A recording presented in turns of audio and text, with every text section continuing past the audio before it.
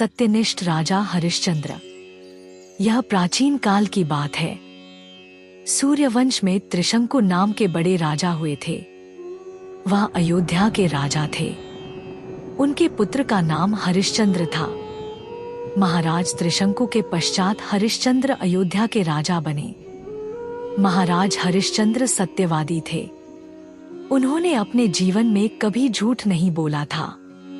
वह बहुत बड़े धर्मात्मा भी थे। वह अपना वचन पूरा करने के लिए कुछ भी कर सकते थे। सत्यवादी और धर्मात्मा राजा हरिश्चंद्र की कीर्ति चारों ओर फैली हुई थी। उनकी कीर्ति देवताओं तक भी पहुंच गई थी। धर्मात्मा तथा सत्यवादी होने के कारण देवताओं के राजा इंद्र का भी आसन डोलने लगा था। इंद्रदेव ने महर्षि विश्वामित्र को हरिश्चंद्र की परीक्षा लेने के लिए कहा। इंद्र के कहने से महर्षि विश्वामित्र ने महाराज हरिश्चंद्र से स्वप्न में उनका राज्य दान में मांगा तथा स्वप्न में ही राजा ने अपना राज्य महर्षि को दान में देने का वचन दे दिया। दूसरे दिन महर्षि विश्वामित्र जी अयोध्या आए और अपना राज्य मांगने लगे। महाराज हरिश्चंद्र ने स्वप्न में दिया हुआ वचन पूरा करने के लिए अपना राज्य महर्षि विश्वामित्र को दान में दे दिया। महाराज हरिश्चंद्र संपूर्ण पृथ्वी के सम्राट थे। अपना पूरा राज्य उन्होंने दान कर दिया था। अब राजा के पास पहने हुए कपड़ों के अतिरिक्त कुछ भी शेष नहीं रह गया था। महर्षि विश्वामित्र ने राजा हरिश्चंद्र से कहा कि राजा, दान की हुई भूमि पर आपको रहने का कोई अधिकार नहीं है। अब राजा ने तो संपूर्ण पृथ्वी ही दान में दे दी थी, इसलिए वह अपनी पत्नी और पुत्र के साथ काशी नगरी में आ गए। अब आपको लगेगा कि काशी तो पृथ्वी का ही भाग है, तो वहां कैसे चले गए?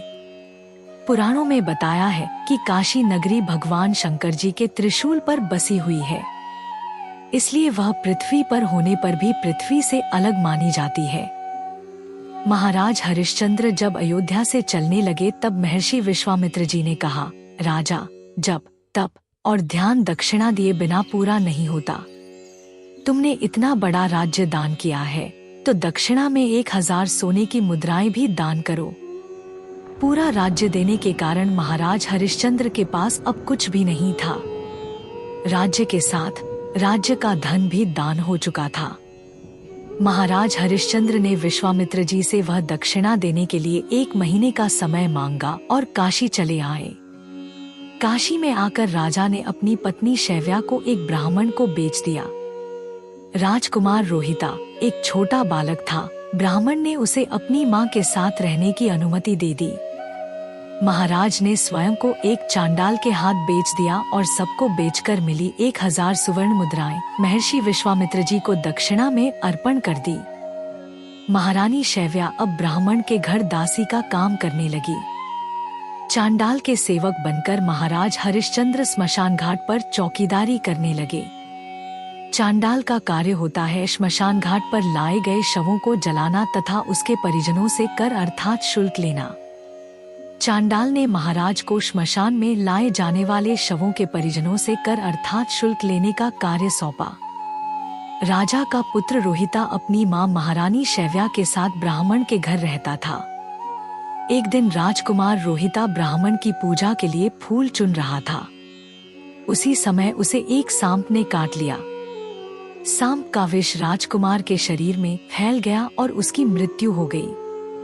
उसकी माता शैव्या तो अकेली थी।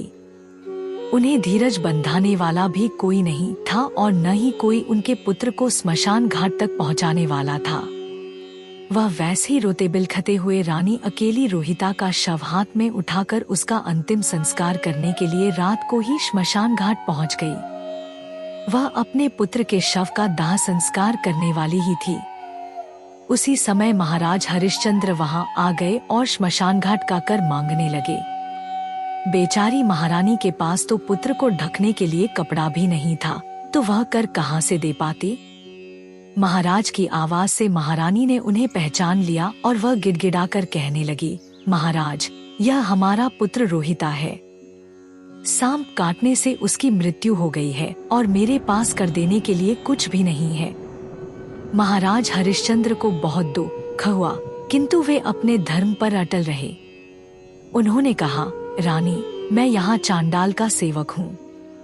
मेरे स्वामी ने मुझे कहा है कि बिना कर दिए किसी को शव नहीं जलाने देना, इसलिए तुम्हें कुछ तो देना ही पड़ेगा। रानी फूट फूट कर रोने लगी और कहा, महाराज, मेरे पास पहनी हुई साड़ी के अतिरिक्त कुछ नहीं है। मैं इस साड़ी में से आधी फाड़ कर आपको दे देती हूँ। आप हमारे पुत्र का अंतिम संस्कार करने की अनुमति दे दीजिए। वह अपनी साड़ी फाड़ने ही जा रही थी। उसी समय वहां भगवान नारायण, इंद्र, धर्मराज आदि देवता और महर्षि विश्वामित्र प्रकट हो गए। महर्षि विश्वामित्र ने कहा, हे राजा, तुम हमारी परीक्षा में उत्तीर्ण हो गए हो। तुम्हारा पुत्र रोहिता जीवित है। यह सब तो महर्षि ने योगमाया से दिखलाया था। महाराज हरिश्चंद्र को चांडाल के रूप में खरीदने वाले साक्षात धर्मराज ही थे। महाराज हरिश्चंद्र सत्यनिष्ठ थे और सत्य साक्षात नारायण का रूप है। इस सत्यता के कारण महाराज हरिश्चंद्र और महारानी शैव्या भगवान के धाम चले गए और महर्षि विश्वामित्र ने रोहिता को अयोध्या का राजा बना दिया। महाराज हरिश्चंद्र की सत्यता के कारण उनके लिए एक दोहा प्रसिद्ध है, चंद्र टले सूर्य टले, टले जगत व्यवहार, पै दृढ़वत हरिश्चंद्र को, टले न सत्य विचार। हमारा वीडियो देखने के लिए धन्यवाद। अगर आपको यह पसंद आया तो कृपया हमारे चैनल मोटिवेशनल ज्ञान को सब्सक्राइब, लाइक और शेयर करें।